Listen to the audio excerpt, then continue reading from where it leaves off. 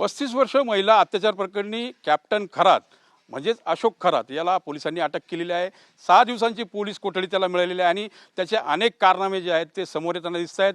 आत्ता आपण आहोत मिरगाव म्हणजे सिन्नर तालुक्यातील जे मिरगाव आहे त्या ठिकाणी ईशान्येश्वर मंदिराचा ते अध्यक्ष असल्याचं आपल्याला कळते आणि त्यानंतर याच परिसरामध्ये त्याने असे आलिशान बंगला जो आहे तो बांधलेला आहे। 13 कोटी या बंगल्याची किंमत आहे। पूर्ण दगडांचं बांधकाम या संपूर्ण बंगल्याला असल्याचं दिसतंय। ब्रह्मा सदन नावाने हा बंगला आहे आणि 2024 मध्ये या बंगल्याची उभारणी करण्यात आलेली आहे।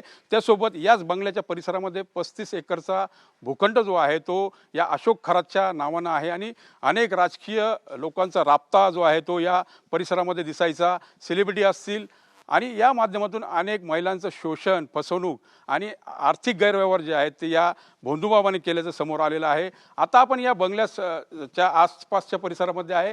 आपण आतमध्ये जाण्याचा प्रयत्न करणार आहोत। खरं तर मोठी मोहमाया या बाबानं कमवलेली आहे आणि त्याच माध्यमातून त्याच पैशातून हे आलिशान साम्राज्य त्याने उभारल्याचं पाहायला मिळतंय। आता या बंगल्याच्या भोवती आपण आहोत आणि आतमध्ये जाण्याचा प्रयत्न आपण करणार आहोत। मात्र अशा पद्धतीने जो बंगला आहे तो बंद करण्यात आलेला आहे, सगळी कवडं लावण्यात आलेली आहे। परंतु या परिसरामध्ये एक आपण बघितलं तर एक आलिशान माहोल जो आहे तो पाहायला मिळतोय। बसण्याची व्यवस्था असेल।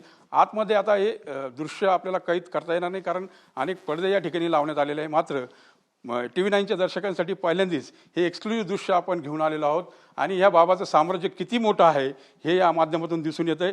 एकंदरीत जर बघितलं तर या भोंदूबाबाची पाथडीमध्ये देखील जमीन आहे, शिर्डीमध्ये 4 एकरचा प्लॉट, त्यानंतर जर बघितलं तर आज 30 गुंठ्याच्या प्लॉटची माहिती जी आहे ती समोर आलेली आहे आणि 50 कोटीचा जो प्लॉट आहे तो शिर्डीमध्ये म्हणजे आलिशान जागेत जे मंदिर आहे साई मंदिर त्यापासून केवळ 1.5 किलोमीटर अंतरावर मंदिर आहे।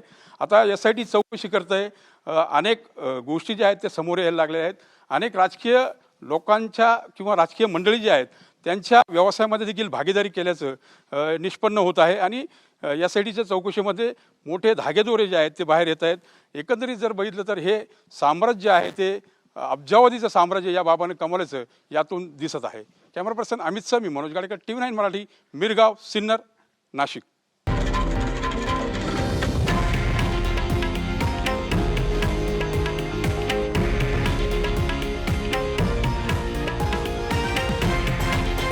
हे आहे देशातील नंबर 1 न्यूज नेटवर्क आणि आपण पाहत आहात TV9 मराठी, एकमेव।